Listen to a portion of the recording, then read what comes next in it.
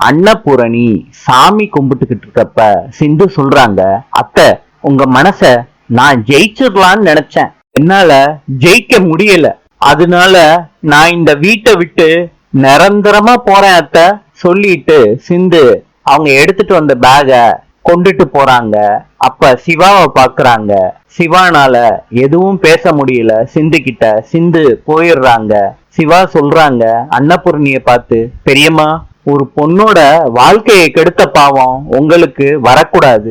சிவா சொல்ல சொல்ல அன்னபூரணி அழுகுறாங்க. பெரியம்மா நீங்க என்ன முடிவு எடுத்தாலும் எனக்கு சம்மதம். அன்னபூரணி சொல்றாங்க சிவாவோட கன்னத்தை புடிச்சு, நான் சிந்துவை மன்னிச்சுட்டேன்டா, நீ அவளை பார்த்து கூட்டிட்டு வா.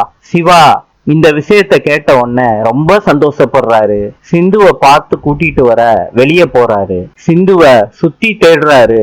மனசுக்குள்ள சொல்லிக்கிறாரு, சிந்து எங்க போனான்னு தெரியலையே. சிவா சிந்துவ தேடிக்கிட்டே இருக்கிறப்ப சிந்து டாக்டரேன்னு கத்துறாங்க. சிவா சிந்துவை திரும்பி பாக்குறாரு.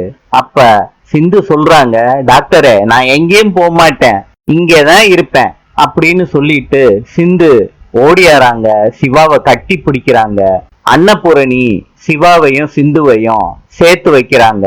பைரவி சந்தோஷமா இருக்காங்க. இத பார்த்துக்கிட்டு. நாளை சந்திப்போம்.